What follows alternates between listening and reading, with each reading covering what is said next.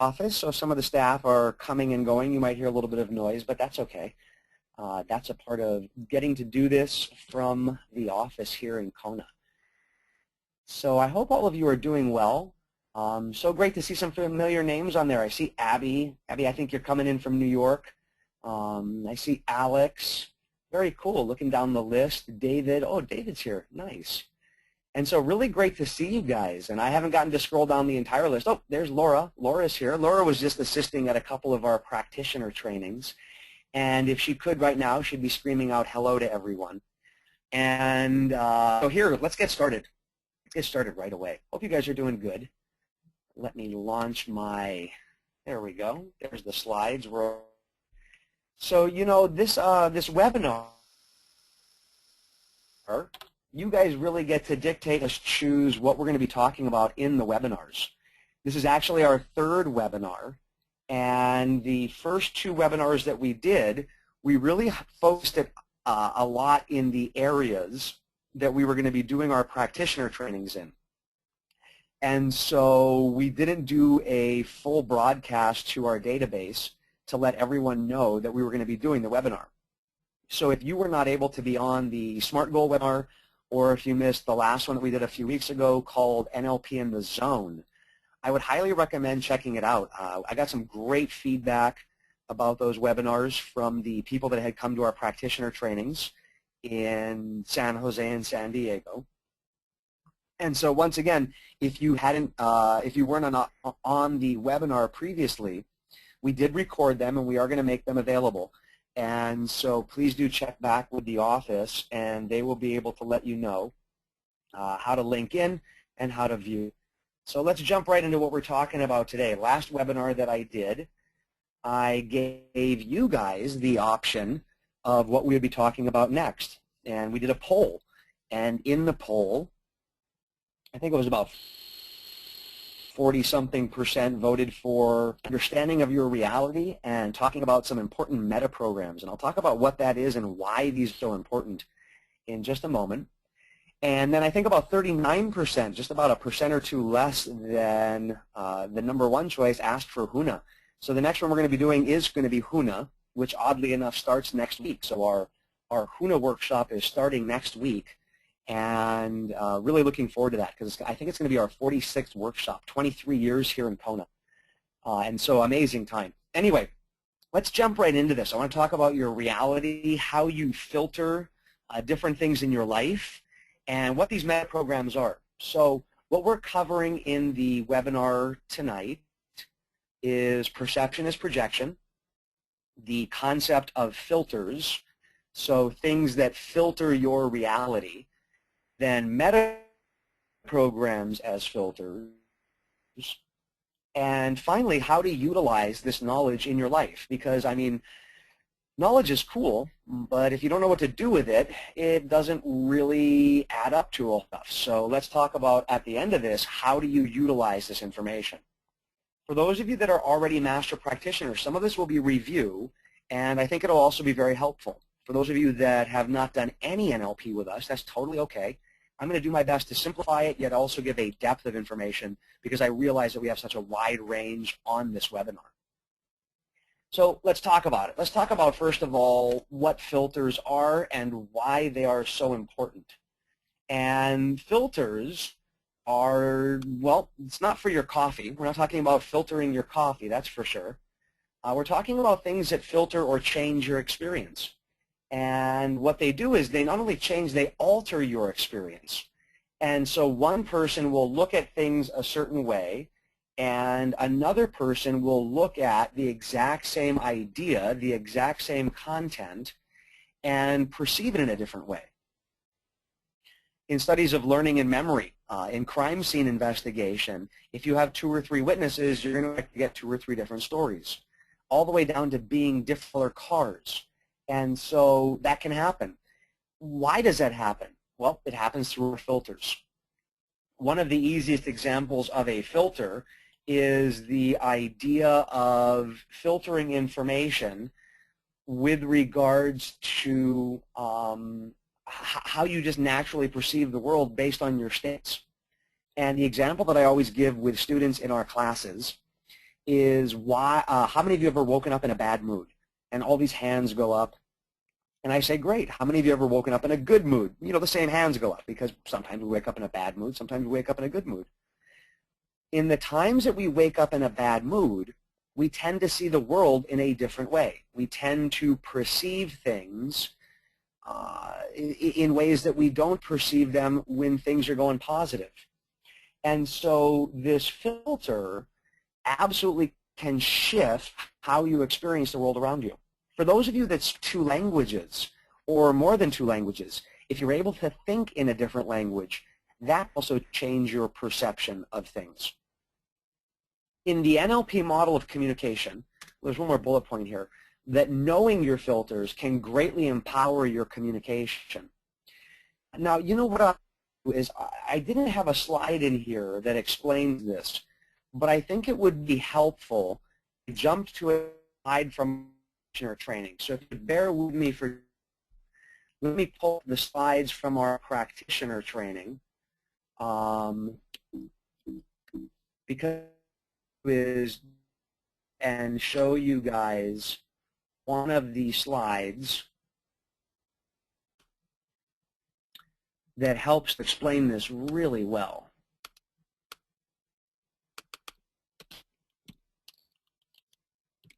Give me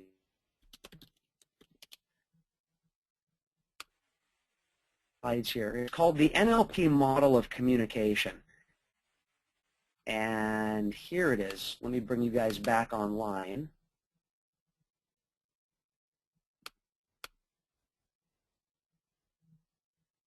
There we go. Slides from our practitioner training. And I think it would be a good idea for you guys to see this. Should be able to see my screen again now. This is called the NLP Model of Communication. This NLP model of communication, I refined it as I became a doctor of psychology because in looking at studies of learning and memory, it absolutely explains how we filter information in our life. So if this is you and you have events that are occurring outside of you, like winning the lottery and the first kiss, or even a negative event like the December attacks, the information comes into our neurology through our five senses, our visual, auditory, kinesthetic, olfactory, and gustatory. That information comes in at roughly 2 million bits per second. That's according to the book Flow by Mihaly Csikszentmihalyi. In other book, Biology of Belief by Dr. Bruce Lipton, he says it's 40 million bits per second. Either way, though, you don't get a lot of that information. You distort and generalize the information to not to a manageable 26 bits. So let me be very clear. You get roughly 126 of those 2 million, and they become that internal representation was talked about as early as in the 1930s by Alfred Korzybski in the book Science and Sanity. And he said, in our heads, we hold what we believe to be reality.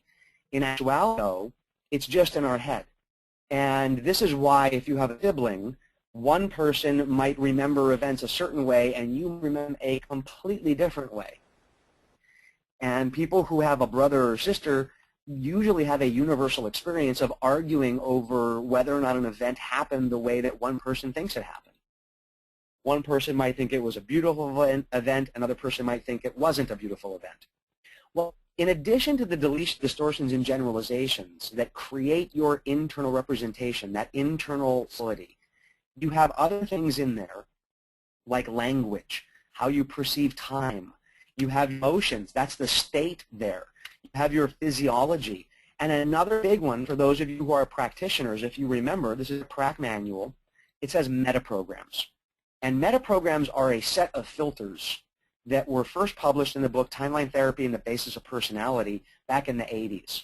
That book was written by my father, and we've been studying this as a part of not just our business, how we work with people in relationships, helping them improve their relationships.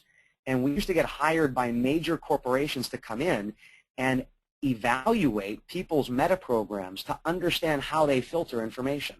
And I'm going to go through some ones that are going to be, you might sit there and go, yep, that makes sense.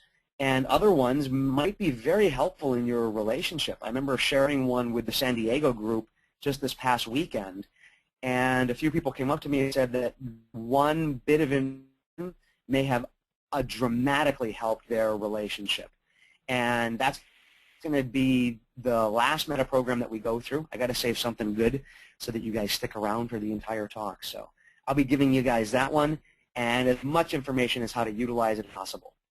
So that's the NLP model of communication. Let me switch back to our other slides with regards to the filters. So knowing your filters improves your motivation, it provides you with better communication, and gives you a clear understanding of how you analyze things. So the reason why you want to know yours is twofold. One, you know how you will want to approach information. You know then how you filter specific concepts or ideas. In addition to that, if you're able to understand how to elicit how another person, then what you will be able to do is learn how to speak their language. And this has been instrumental in my relationship with my wife, Sumi, to know how she filters information versus how I filter information. And again, I think this is a universal experience. If you're there and think about your partner, has there ever been a time where you're just looking at your partner going, are we speaking the same language right now? Am I getting through to you? Or vice versa. They're looking at you going, you have no clue what I'm saying. And you're going, yeah, I do. I get it. They're going, no, you don't. You don't have a clue. Sometimes the filters can get in the way. The filter can get clogged. Or maybe you don't know your filter. Those sort of things can happen. And as we go through these, if you have any specific questions that you want to have answered, please do submit those questions. I have my iPhone on, and Chelsea will be able to write up some of the questions that you guys provide her with, and I'll be able to go over those questions. And that way, we'll be able to absolutely get you guys this information. Now, Chelsea did just send me a message that says that we're having audio problems. And if that's the case, let me check here because Hale is still in the office. Hale, do we have a computer that's plugged into a... Okay. You know what we're going to do? If you guys want to wait just a minute, why don't I see if I can get set up on a that has a plug-in? Do we? No, I don't have a... Mine's not going to be able to plug in. Yeah. Okay. So here's what I'm going to do. I'm going to put my audio on mute. Let's see if I can jump over on another computer. So if you guys could bear with me for just a moment. So if we're having audio problems, I want to make sure that we get that resolved as quickly as we can. So hang on just a second, and let's see if we can resolve this so everyone can have a positive experience with it. Hold on, please.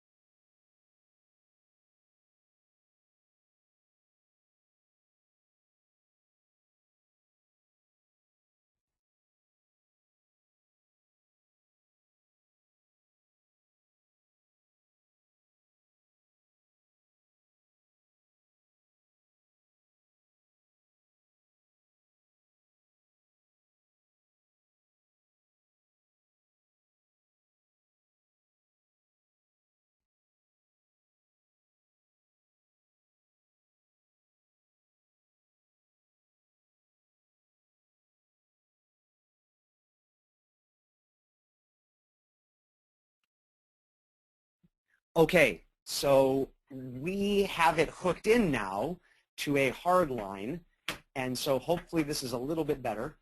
So we have it hooked into a hard line now, and we'll see if we will be able to get it going a little bit more. Okay, so let's continue then.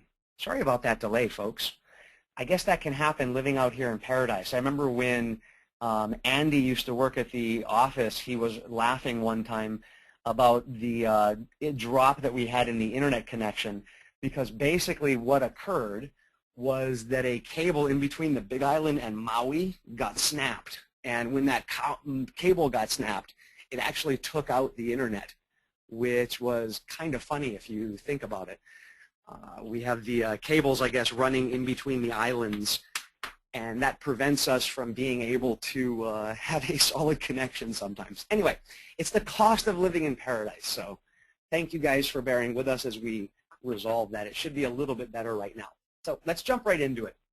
So I think you guys get the importance of why meta programs are being covered here today.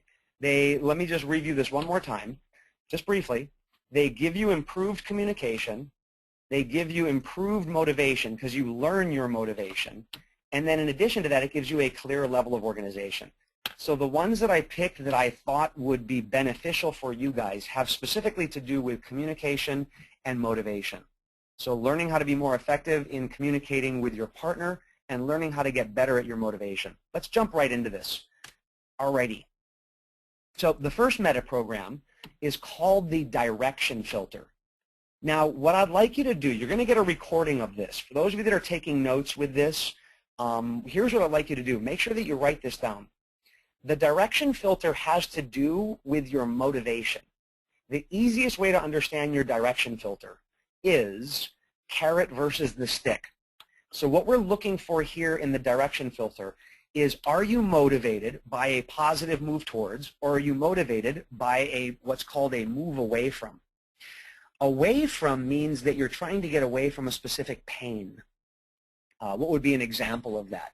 In my health and fitness, I didn't want to be fat. I didn't want to be overweight. That's a move away from. And it brings up an important point. Some meta programs can be contextual. So you might want to check, are you motivated toward, in other words, with the carrot in one area and possibly away from in another area. Let's talk about what this direction filter will do. Understanding this direction filter will give you an idea of your locus of motivation. Locus of motivation means, where do you have your motivation? Where does it come from?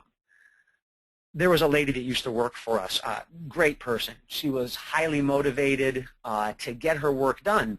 Now, I didn't realize at that time what her motivation was because I hadn't done her meta programs. And so I'm highly motivated in career with the carrot. I want to move towards things, better sales, higher motivation, happy employees. I mean, just you name it. These are the things that I'm looking forward to in my experience here at the Empowerment Partnership. And I figured everyone was like this. This is in the 90s when I first started when I took over running the company. And so I went into her office and I needed a report done. It was a report for our CPA to finalize our IRS reports. You guys know how the IRS reports go. I mean, that's something that we have coming up pretty soon here, and it's definitely something that you want to get done. So here I was, and I'm looking at her, and I said, okay, I'd love for you to get this report done. We need it done by next week. And she doesn't do it. So I go into her office the next week, and I'm like, look, what's going on? Usually you're pretty good at motivating yourself, getting these things done. She says, I know, I don't know what's happened. She said some things have changed in her life. And I said, great, okay, well, you know, if you get it done, once you're done, I'll let you leave early. And she said, oh, that sounds so good. I'd love a little bit of downtime. And she didn't get it done. So the CPA is calling me up and basically saying, where the heck are these reports? And so I go into her office. I said, look, if you get this done, I'm going to give you money. I'm going to give you a bonus because, I mean, at this point, we're about to hit some penalties. And so how about I throw some cash in your direction? She's like, no, that's great. Thank you so much. That'll be beneficial. Anyway, I think I offered her one more thing after that. And finally, one day, I just walked into her office. It wasn't done yet. And we were one day away from the deadline. And I walked right into her office. I sat down. I put my hands on the table. And I said, if you don't get this done by today, I'm going to have to let you go. I'm going to have to fire you because we are going to hit some IRS penalties. I was at my threshold. I wasn't angry. I wasn't yelling. I walked into her office, very matter of fact, and that report was done before lunch. And I sat there and I walked into her office and I said, why didn't you do this before? And she said, man, I don't know what it was, but you lit a fire under me and I knew I had to get it done that day. She had completely forgot about the fact that I was basically going to let her go. And I looked at her and I said, you know, can I just ask you a series of questions? At that time, I think there were 18 meta programs that we had on our meta programs inventory list. I said, I want to ask you a series of questions to understand how you filter information. And lo and behold, I asked her, what's important to you about your job? What's important to you about your career? And everything she said was as if she was trying to get away from a pain. Everything she said was that it was based on trying to avoid something negative. I don't want to be broke. I don't want to be out of a job. I don't want to be, you know, relying on my husband's paycheck only. That's away from. So you have to listen to the language of the person. You have to be honest with yourself. And as you say why you're doing what you're doing or what's important to you, you truly need to listen to the words. If you're saying things like, because I'm making a difference, that's towards. Because I enjoy what I do, because the income allows me to provide for my children, those are toward. And then you have this along a sliding scale. And what you want to listen for is the percentage that you have toward and the percentage that you have away. So toward would be the positive things that you say, and away from would be the negative. So some people are toward, other people are toward with a little away. Some people are both even, toward and away. Some people are mainly away, but with a little bit of toward, and then you finally have people that are away. Now, Chelsea just texted me and said that Victor asked, are moving away filters based merely on fear? Not just fear, though, Victor. Fear is one, but it can also be limiting decisions. If you don't believe you're good enough, but there's no negative emotion there, that could be an example of creating an away from. So definitely people who know how to do release techniques with regards to negative emotions are going to reduce your away from. So here's the big tip. If you want to reduce your away froms, then what you want to do is you want to reduce the negative emotions that you have and limiting decisions. That would be a fabulous place to start. And in fact, the give back that we have for you guys being here on the webinar is going to be a product that can actually help you out with that, letting go of your negative emotions. And so that'll be an amazing opportunity for those of you that don't know how to do that.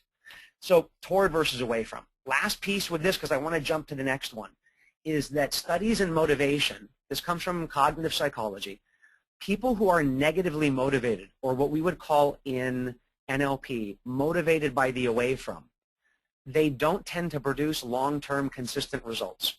People who are positively motivated, they tend to produce long-term consistent results. So let me be very clear with this.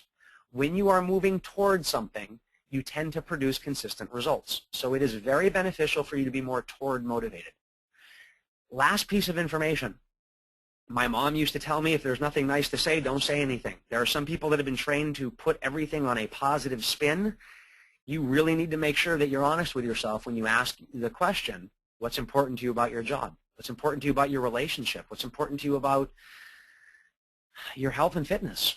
And if you're saying, I want to be healthy, but you have a picture inside your head of not wanting to be fat, you got to be honest with that. Because when you discover where your motivation comes from, you can learn how to motivate yourself and find your hot buttons, and also learn how to control that and learn how to begin to let go of the negative emotions. Okay, next one. Next program is frame of reference filter. The frame of reference filter, the reason why I picked this one is, you know, I'm going through the 18, 19, or 20 that we have, and I'm sitting here going, what are some ones that would be really helpful? And the frame of reference filter, along with the next one, I kind of tied the two together. This one's very helpful in learning how to keep your motivation going. So it might surprise you, by the way. I forgot to mention this at the beginning. We were having audio difficulties, and there was an example that I wanted to give. But this is a great place to give it right here. This is a great place to give it. I was in San Diego, and it was day one of our practitioner training. This is just this past week, Thursday. Any one of you that were there, thank you so much for being there. That was a phenomenal group, as was a San Jose group. It was just a great series of trainings. Austin, San Jose, San Diego, great way to start 2013. So thank you all. I started off the training, and I said NLP comes from a basic idea. Here's the idea. I learned in NLP at a very early age. I did my first weekend training with Tony Robbins, I think when I was 12, and learned practitioner-level material, and I learned something so valuable. I said to the group in San Diego, I learned that different people communicate in different ways. And I paused, and people laughed. And one lady in the front row gave me a look like, and? What, I mean, you're not telling me anything new, Dr. Matt. You're not sharing any groundbreaking information with me. Of course different people communicate in different ways. And I said, so how many of you know that? How many of you solidly know that different people communicate in different ways? And almost the entire room's hand went up. I think a couple people were writing things down. I had 100% confirmation on that. I want you to stop for a moment and think about this. You know that different people communicate in different ways. So why, when your kid doesn't clean his room after you've asked him to, why do you do a pattern that is totally ineffective? The pattern is saying something slower and louder. My son's name is Ethan. I'll give you the hypothetical. Ethan, please go clean your room. 20 minutes later, Ethan, did you clean your room? No. Ethan, go clean your room. Wait. If you know different people communicate in different ways, then slower and louder does not break the communication barrier. It doesn't break the language barrier. It only pisses other people off. So here's the deal. Some people know that they've done a good job because they know inside. They need no external reference whatsoever. Percentage-wise, it's lower than the people who need the external check. We do live in a world that encourages communication, so I will be very clear. The bulk of the people in this example are on the side of external. I think the last time we did a survey of this, it was probably around 60-40%. Here's the deal, though.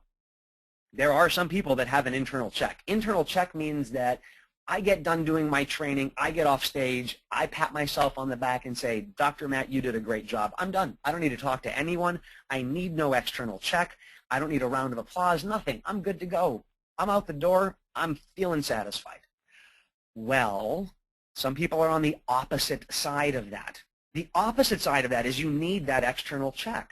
You need that external reference. And if you don't get it, listen carefully, a person who is externally framed of reference will not know whether or not they did a good job. They will not know whether or not they succeeded. They will not know if what they did is complete unless they see it, hear it, or feel it outside.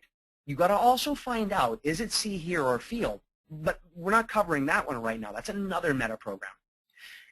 What you want to find out is, are they internal or external? My daughter is so externally framed of reference. When she completes something, she needs to hear another person say, yes, Skylar, you did a great job. There are some people that are balanced. That's a very small percentage. And then you have people that are internal with a little bit of an external check. So they know inside, but maybe I'll just walk to the back of the room and look at my wife and go, how was that, sweetie? And she goes, yeah, that was good. Oh, that's enough. I can be in a room of 300 people. This is hypothetical. I can be in a room of 300 people, and I know inside that it was good, but I want to go check with one person. I'll go check with my wife. And then some people are external with an internal check. Like, for example, that's the trainer who gets a standing ovation. That's external. And they're like, yes, that must be great. I did it. And let me just check inside. Did that feel good? Yeah, that felt good. That's an internal check.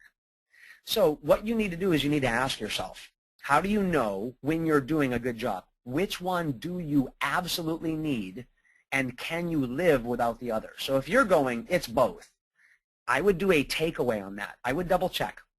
I would go, okay, do I absolutely need to hear it outside?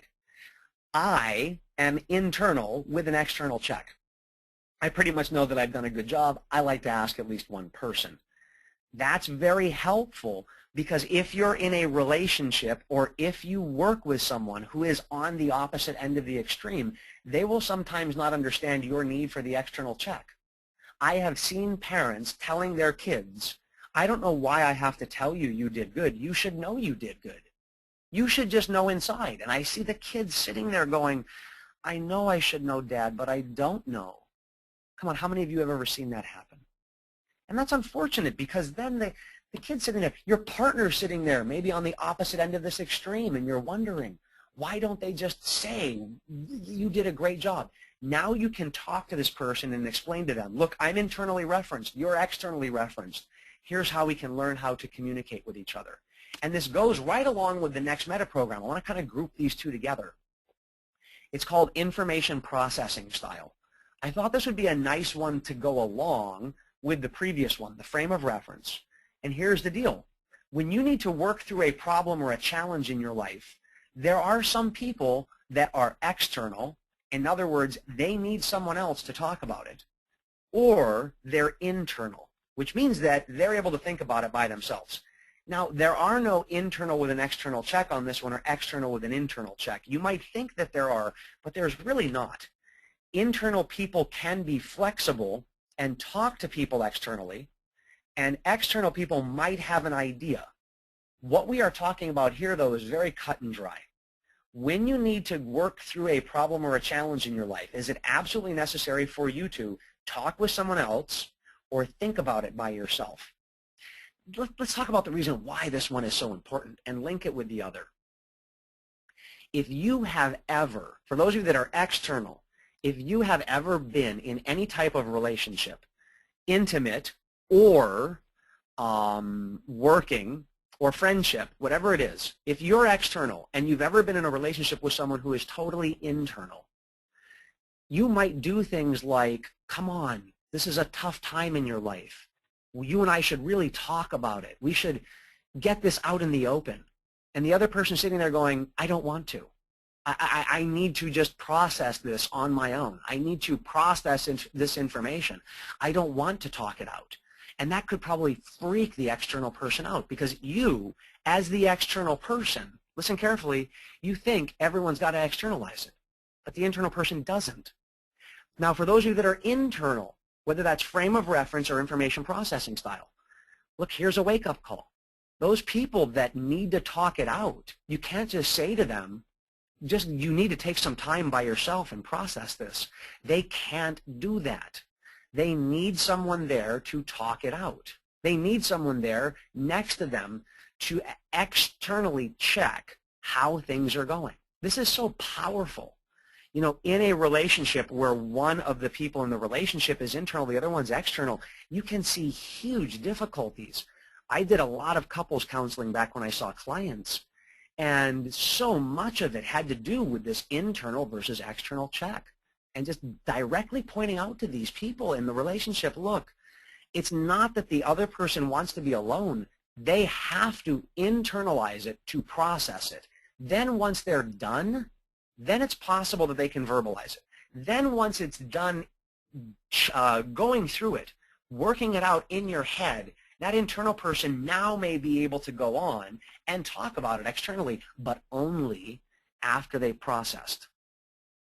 One of my teachers always says, I need to process this before we talk. And I see other people, when he says that, they go, but I got to talk about it. And I'm sitting there going, oh, God, it's an internal versus an external battle going on right now. In my relationship, my wife and I are not on the same page with this one. And so we have learned, now here's a tip of how to learn how to kind of teach each other.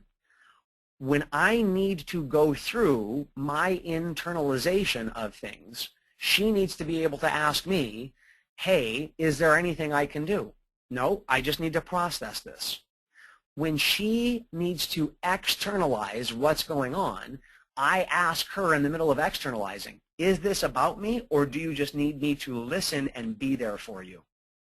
And both of us have learned how to communicate. She likes to externalize. I like to internalize.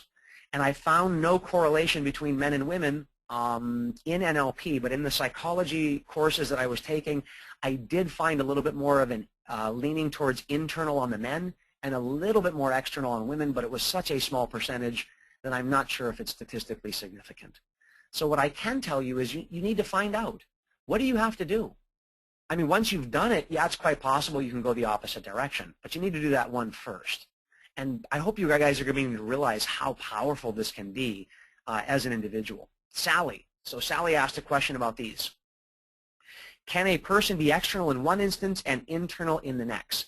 Sally, if by instance you mean contextual, yes. Because you could be external at work and internal in relationships. I'm going to say it again. This is very important. Metaprograms might be contextual. Not all of them. And for some people, they learn how to be internal, and they do it in every area. And with the previous metaprogram, the frame of reference filter, one could be externally framed of reference, but when it comes to a problem, go internal, and vice versa. So you got to ask yourself both the questions, and yes, anything is possible. I brought these together because of the similarity of external and internal. They are not linked. In other words, one can be internally framed of reference, so you know inside you did a good job, but must externalize problems. That is totally possible. So I hope that answers that question. Great question, by the way. And I hope you guys are doing good with this webinar. I know I'm usually keeping them to about an hour, and we might not have a lot of time for questions. I love questions, so I'm taking them on the fly. I might not have a lot of time at the end just because I want to make sure I get through all this content. So let's go to the next meta program.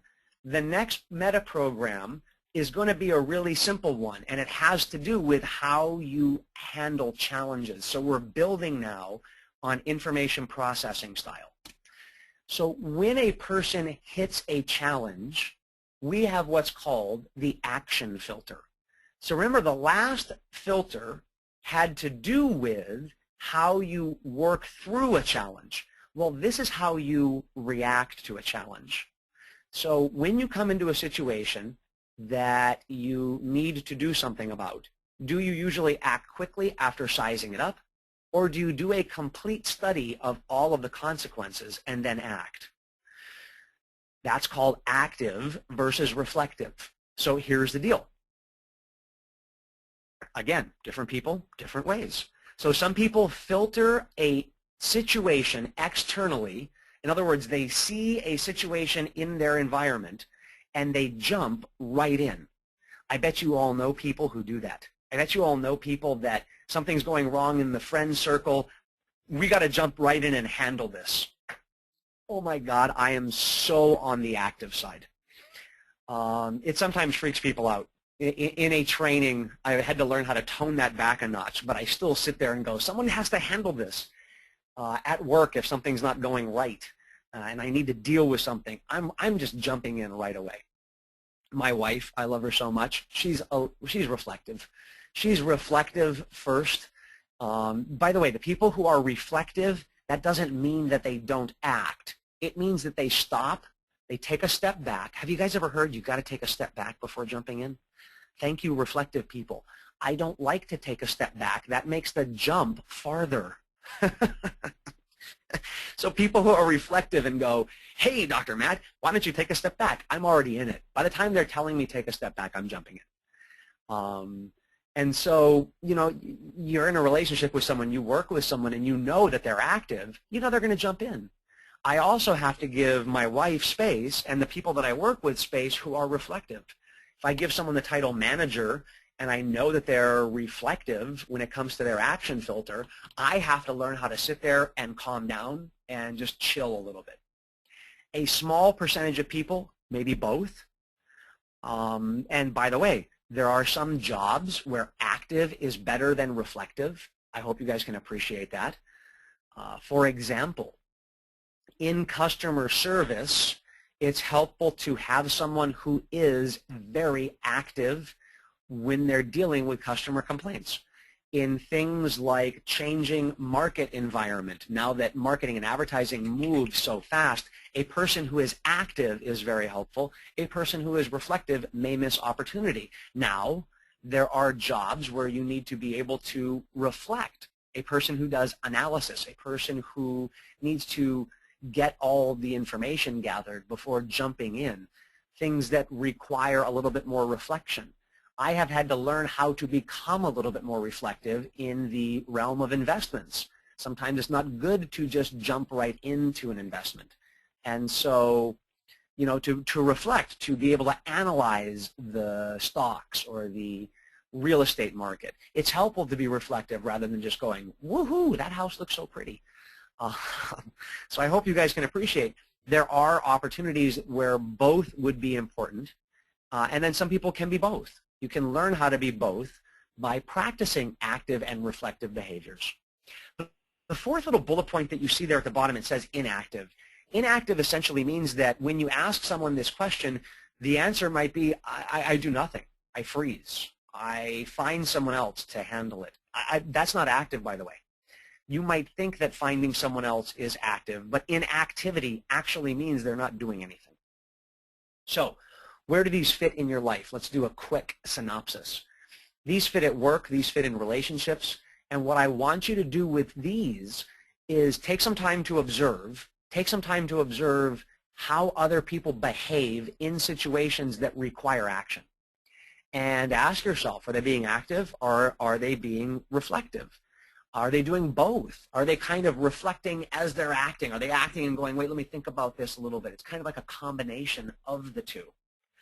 Or do they become completely inactive? Either way, it gives you an idea of how they handle action, how they're able to move forward and handle consequences and handle situations that require something. So I hope this was a good one. Let's go to our next one now. The next one is the Convince Err demonstration filter, and I'm going to move through this one pretty fast. This is an easy one. How often does someone have to demonstrate competence to you before you're convinced? Now, really, I was going to kind of skip this one. And then as I was going through my list, I thought, you know, it's going to add a little bit of extra content, but I think people will appreciate this. Those of you who have been trained in NLP, we talk about during the decision-making strategy that there's sometimes a convincer. That convincer comes from this meta program. So that's why I wanted to cover it here.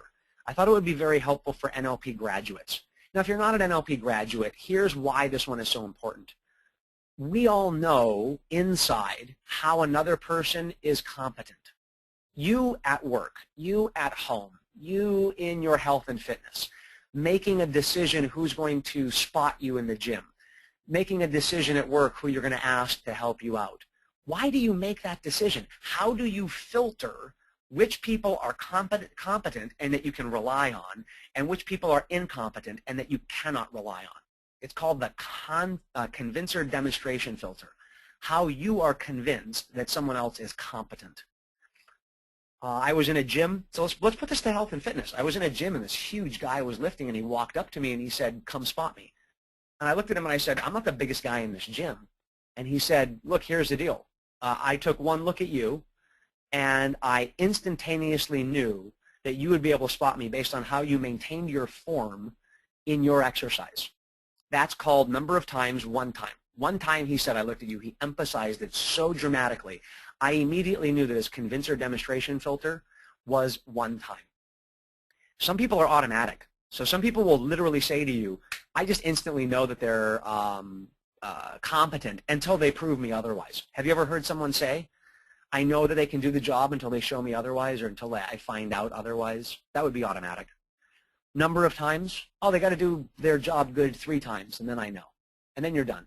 Now, by the way, of course, if someone becomes incompetent in their job, then you go through your Convince Err demonstration filter again. Period of time. Period of time means, oh, I got to wait and see. I need to work with them for a while before I know whether or not they're competent. They put a time constraint on it. And then the final one that is the most difficult to please, if you've ever had a parent, and I did, never mind which one, I did. Some of my older students on this webinar are probably laughing at this point. The people that have been around for a while probably know which one I'm talking about, but the rest of you, I love both my parents. They're amazing individuals, and one of them is definitely a consistent convincer. Consistent convincer means, yeah, that's what you did for me yesterday. Let's see what you can do for me today. Yep, you spotted me in the gym pretty well yesterday. We'll see how you're doing today. That's a consistent convincer. Now, consistent convincer is different than someone messing up and you no longer think they're competent. Consistent convincer means that you go into work one day, yep, that person showed me today they're doing good. And the next day you go in, you got to see it again. You got to hear it again. You got to experience it one more time. That's consistent. Any one of these, if the person becomes incompetent, can blow out the relationship and or trigger you to have to go through the convince or demonstration filter again. This one I find to be less contextually based. In other words, people tend to have a convince or demonstration filter across all areas of their life. So number of times in every area, or automatic in every area. It's not everyone, much higher percentage though. I'm talking 80–90%.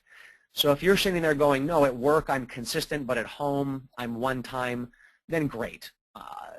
That's on the rare side. Most people tend to do this one across the board. So let's jump into how do you utilize this one real quick. Well, the way you utilize this one is you begin to understand that that's how you get convinced. If you work with other individuals, maybe explaining to them, look, this is just the way I am. I know you got to show me 3 times. I got to see it over and over again. Also, the people that you work with, maybe they will need a number of times from you or a period of time. Some people get freaked out. You know, if you're an automatic convincer, those of you on this webinar that are automatic convincers, and you're looking at another person and you're going, why do they keep checking to see if I'm able to do what I'm supposed to do? They should just know. Well, they don't. And listen carefully. They literally don't. They filter information and totally delete everything else. And that might freak you out. Why are they that way? It's neither good, bad, happy, or sad. This is just the way they were taught. It's from someone they modeled. Who knows? And the basic fact of the matter is they filter it in a different way. So please keep that in mind as you are convincing other people of what you are or are not able to do. Okay. We still got a few more. We're going to run a little bit late with this, but I want to make sure you guys get this information. I hope that's okay. And I know if you got to go, if you got time constraints, we're recording it, and I'll be able to get it out to you. This is going to be another really easy one. This is called chunk size filter. Chunk just means how big is the information that you need. And you simply say, if we were going to do a project together, would you want to know the big picture first or the details? And would you really need to know the and ask the other one? So if the person says, I need the details, then do you need the big picture afterwards? Yes, I do. No, I don't. By the way, most people, most being 60% range, they chunk from global to specific. This is why I run my meetings and I start my trainings with, here's what we're going to cover, big picture. And then I get into specifics. Do you guys notice that I did that at the beginning of this webinar? That's because most people chunk from global to specific. In relationships, you might think this isn't a big deal. My wife is very specific, and I'm very global, and my specific sometimes is not detailed enough for her.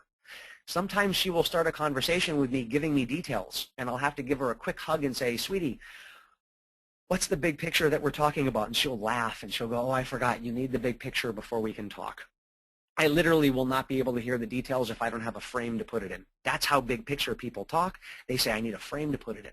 I need a big frame to fill all this information in. It might surprise you, but there are some people who do not process that way.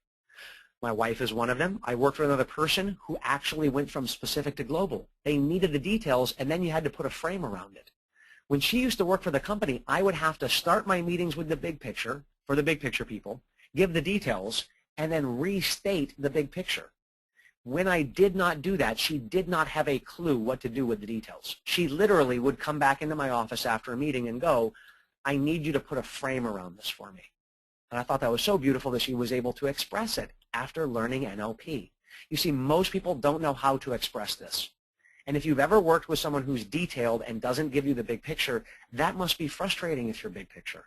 Or if you've ever worked with someone who's so big picture that they cannot give you the details, and you're a detailed person, that must freak you out. I know. And if you have a position where you're able to help a person chunk down or chunk up, you know, those of you who have NLP, this is why this hierarchy of ideas that you learned on day 2 of your practitioner training, that's why this is so important, because it helps transverse or to bridge the gap between the two. Where this is important, it's important in any level of communication because different people need a different level of communication to comprehend the information. Global people need the big picture, specific people need the detail. Great. Let's move to the next one, and this one is very much to do with how long you will stay on a job. and this is taught at our master practitioner training, you can actually determine how long a person will stay on their job based on this one. I mean, as long as all their values are met and all the other meta programs are in alignment. We used to get hired to do the meta programs for hiring, and we would be able to let you know how long a person would be on the job, and our accuracy was ridiculously good. So it says the first question, what's the relationship between these three coins? Here's what you would do for this question. You lay out 3 quarters, or 3 nickels, 3 dimes, whatever, and you make 2 of the heads pointing straight up, and you make the other head pointing at the other 2. So one of them has the head pointing, and you say, what is the relationship? Listen carefully. You don't say, what is the difference between these 3 coins? Because that means you're eliciting differences. You don't say, how are these 3 coins the same? You have to be ambiguous and say, what's the relationship between these 3 coins?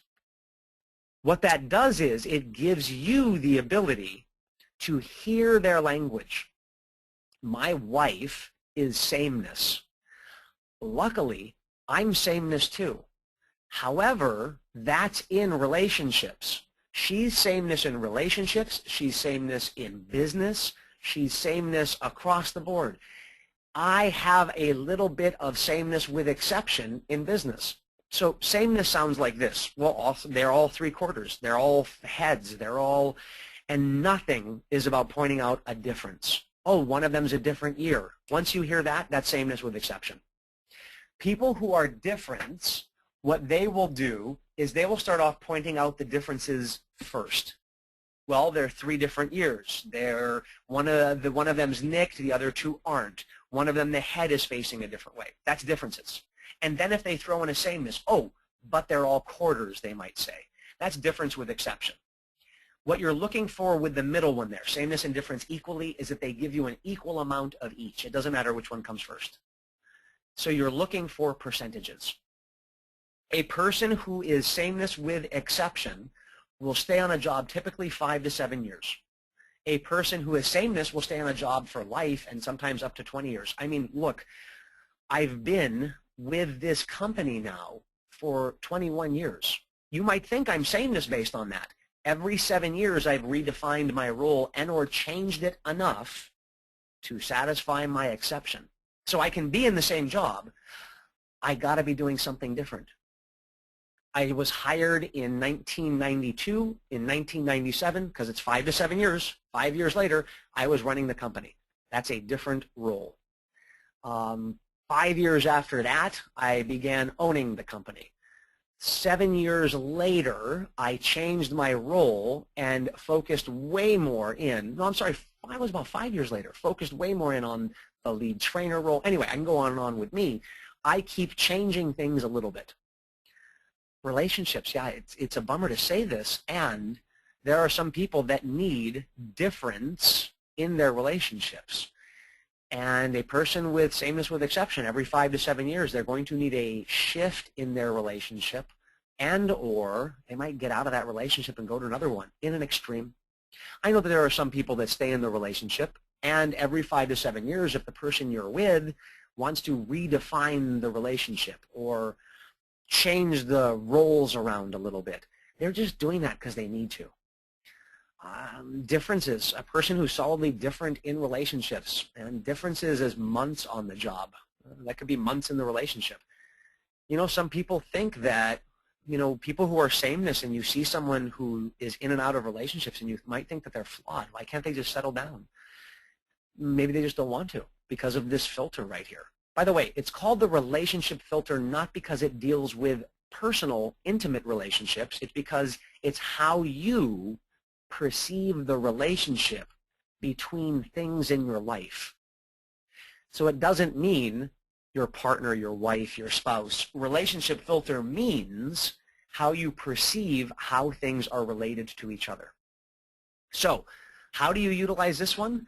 Well, when you know what you are, you know that you're going to have to plan for a change. I know every 5 to 7 years I like to change it up a little bit with my job, with what I'm teaching, with, you know, but my sameness allows me to keep teaching HUNA over and over again. And since I own the company, I guess I'll stick around for a little while. And I like to change up what I teach with the NLP. That's why I've added in HUNA. That's why we change some of the things that we're teaching. And you might go, but I like the old way. Well, I need a change. If not, it's not going to work out. So that's the relationship filter. Hope that's a good one for you. And then now we have two that I'm going to go through. I'm going to explain the first one, and these are our last two. These are the ones that I shared in San Diego, and people loved it. If someone you knew quite well said to you, "I'm thirsty," would you find the comment interesting but probably do nothing about it, or would you feel really compelled to do something about it? I love my wife. She is an inferential listener. Hale, who's here in the office, you see I had to switch offices and I left my water in the other office. He came in here and got me a glass of water. I think he heard my voice and inferentially picked up, oh, I should bring Dr. Matt some water. So sweet of him. Thank you, Hale. That's inferential. I didn't have to ask for it. You might think, oh, that's so phenomenal. That's beautiful. Well, an inferential listener will sometimes pick up things that you never said. You might say things and they might read between the lines. Literal listeners don't read between the lines. Literal listeners need it spelled out for them. I am a literal listener. I have learned over the years to get people to tell me literally what they need. In my relationship, it goes like this. I can roll over in the morning and go, and my wife might go, what is there, no water on your side? Smack my lips a few times, shake the water bottle, and my wife will hand me a bottle of water. Now, I don't do that intentionally. I'm using an extreme example. But that's my wife. She's inferential. I'm a literal listener. When I wake up in the morning and roll over and say, good morning, sweetie, how are you doing? And she goes, coffee. Yeah, I know you love coffee in the morning. Go make me coffee now, she says. I actually learned, because, by the way, I am trainable, that when she wakes up in the morning that she wants coffee, I'm not being inferential. She only had to tell me once. You see, my convincer strategy, my convincer filter, allowed me, no, actually, I think she had to tell me 3 times. I think I might be a 3-time convincer. But anyway, I got the clue. She literally told me what to do for her in the morning with regards to coffee. She has learned over the years to be literal because that's how I hear. I hope some of you are laughing right now because you've got to know someone in your life that reads between the lines. If you're a little listener or if you're inferential, you got to know someone that if you don't spell it out for them, they don't get it. And I hope you're sitting there smiling, because you know, based on the listening style, what you need to do. So here is some added bonus for you guys that I didn't give in San Diego. Not only is there a listening style, but there is a speaking style. What does that mean? That means that in addition to listening, you also have literal speakers and inferential speakers. Here's something crazy before anyone asks. I am a literal listener, and I am much more inferential in what I say. I have had to learn to become more literal. My wife is an inferential listener and a literal speaker.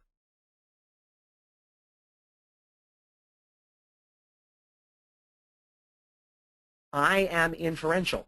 My communication, because she's inferential and I'm an inferential speaker. She's an inferential listener, I'm an inferential speaker, very easy communication.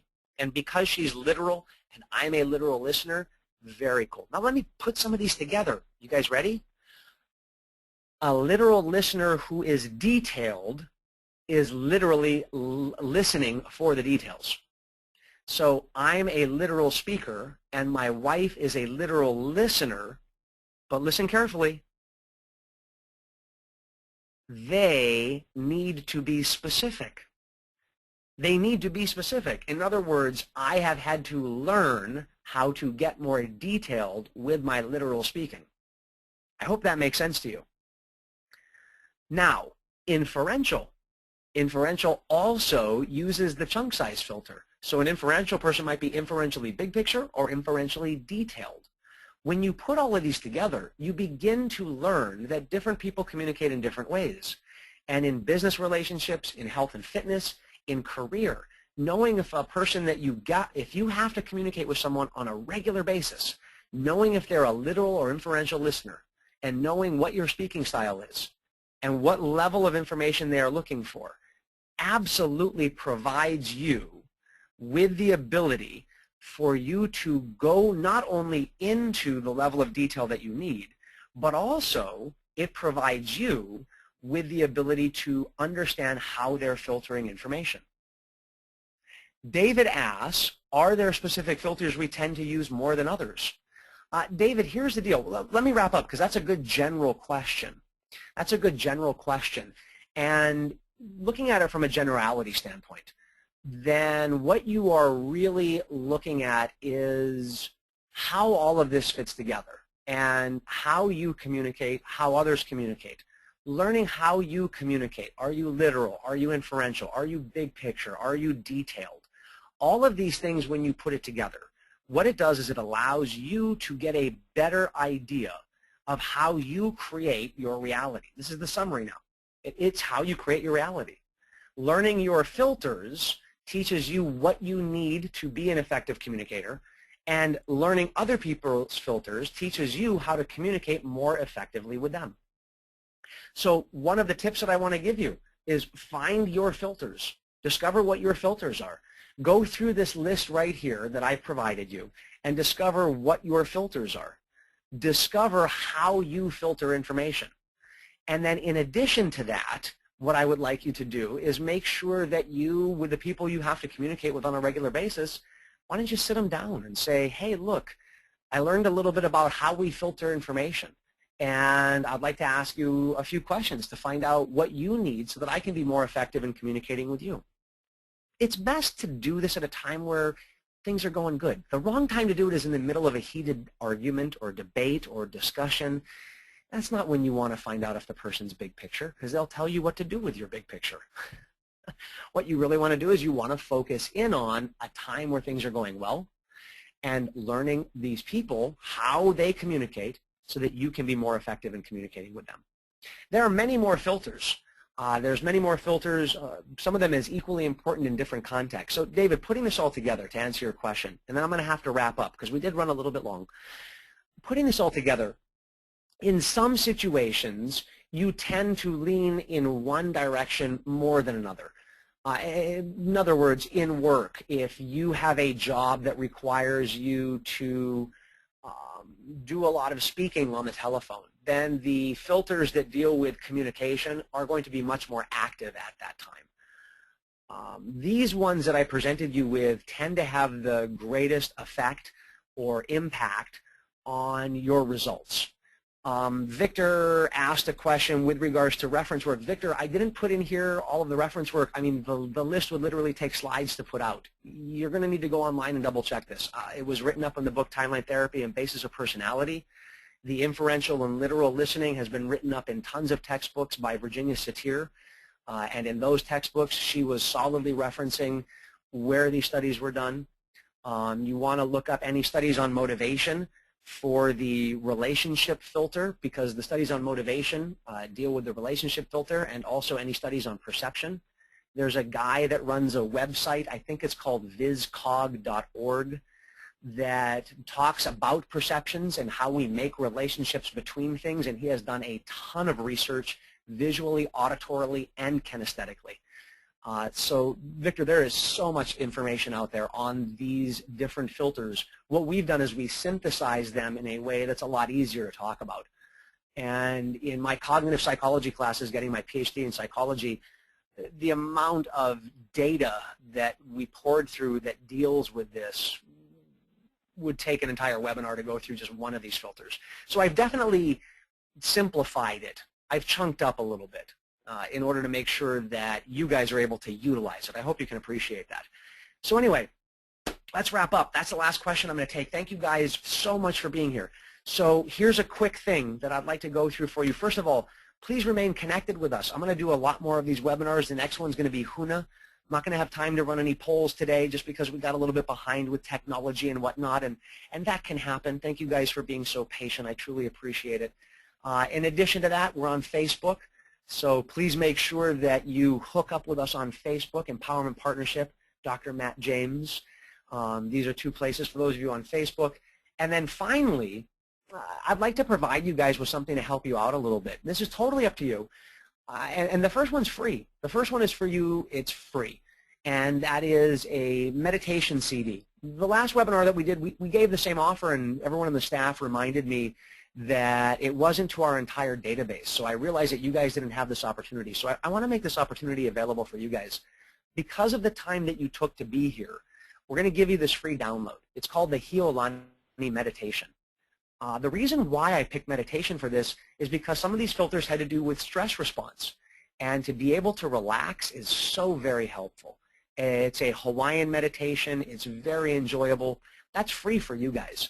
And in addition to that, I realized that it would be helpful to give you an opportunity for a product that can help you reduce some of your negative emotions and limiting decisions if you have any. And that product is called Huna Prosperity. In this economy, I get so many questions about how can I have a better relationship with money. That's a big one. And in this CD set, you are able to go through a release process and let go of things like anger, sadness, fear, and guilt. It's guided. It's very specific. It's a little bit more on the spiritual side, not on the psychology side, but it's backed up with psychology. It's backed up with concepts and ideas that are easy to understand, and it gives you a clear path to building a more positive relationship with money, with your career, with your prosperity. It was a fantastic training, and I quite often, when we're taking on new marketing teams and bringing people on board, they'll listen to all of our product, and I have had more people than I can count highlight this as one of the best products that we have. And it's normally in the I think 300 range. Please forgive me, I don't remember the exact amount. We're going to provide it to you guys for $97. $97, and it's going to be downloadable. So whereas in most of our product, you get the physical package, what you guys are going to be able to do is download the MP3s and the manual by PDF. You can load them right into iTunes, have it on your iPod, have it on your Android. You can put it on whatever device you want and listen to it anytime you want. So it's our give back to you, and I hope it's something you guys take an opportunity to do if you want to. The free download, either way, the free download is at nlp.com, Reality Gift. The name of our webinar was Reality, so we decided to put the word gift at the end. So nlp.com, Reality Gift. That's for you guys so that you can log in, get your download. We will also send this email out. Let me just expand that so you guys are able to see it there on my desktop. And once again, thank you so much for being here. I really do appreciate it. I'm grateful that you guys stuck around and we worked through the technology. I hope it was a valuable webinar. We plan on doing another one in a couple of weeks. Huna starts next week, so those of you coming to Huna, I'm going to be seeing you on Wednesday for the upper levels, maybe Friday or Saturday, and then we get rolling. So right after Huna, we'll schedule our next webinar, shoot out an email, and let you guys know. Thank you all so much. Take care. Aloha.